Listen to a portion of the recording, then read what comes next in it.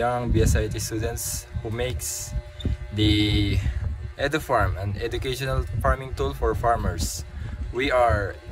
My name is AJ Brian Scott, and my other members are Gian Bautista, Juan Carlo Borlasa, Lian Gabriel Alba, and Jasper Santos. The introduction is many of our farmers are lack of ability to maintain or have the proper knowledge of keeping their crop well maintained. So we developed this AI tool or this farming tool to help them maintain their crops and help them para malaman nila kung ano yung or kailan yung season na best to plant their crops. And meron rin ditong mga video tutorials para mabigyan sila ng tips at bagong knowledge para sa kanilang mga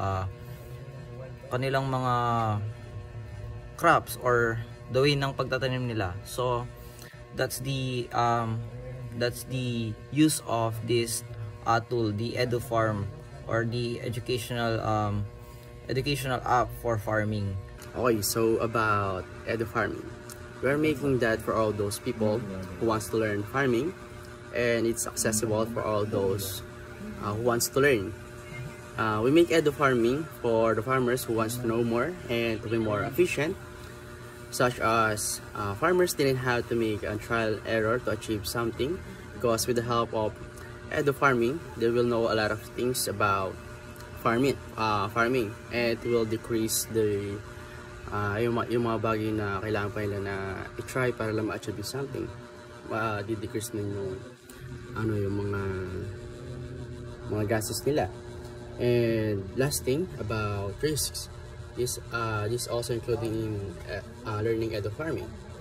With that, it can decrease the number of hazardous things that can affect farmers.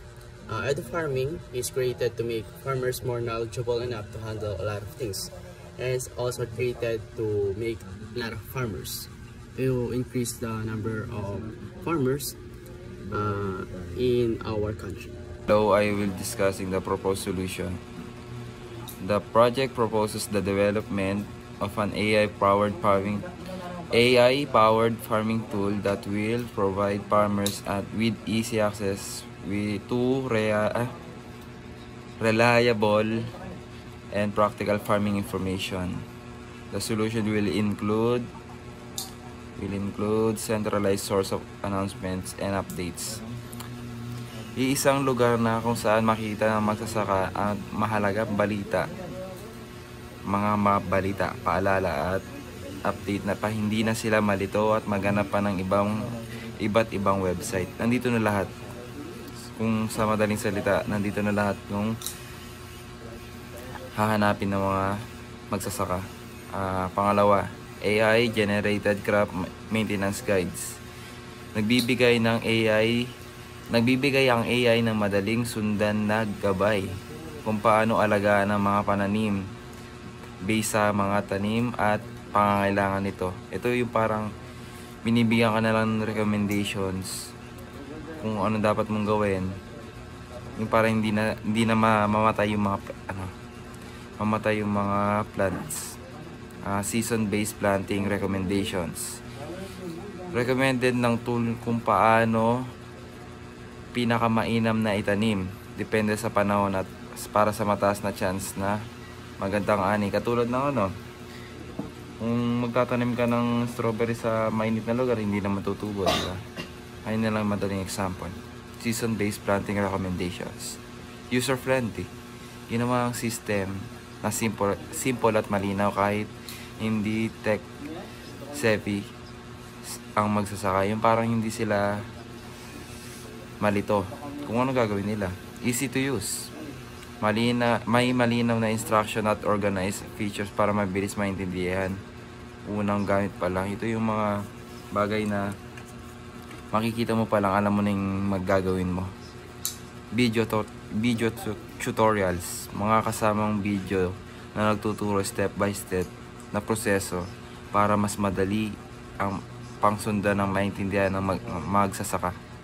Dito yung mga yung mga gagawin, may provided na videos para sa mga tulad na kunyari pagtatanim ng isang pananim. Meron siyang video tutorials kung gaano siya kalalim, anong soil na gagamitin. And that's all. These are the challenges and limitations we might encounter to our project AI farming tools. Una ay unreliable internet. Kasi karamihan sa mga farmers ay walang sapat na internet connection o wala silang internet na ginagamit. Pangalawa ay limited access to technology. Marami kasing farmers na baguhan pa lang sa technology, kaya maaaring hindi nila ma-access ang aming project.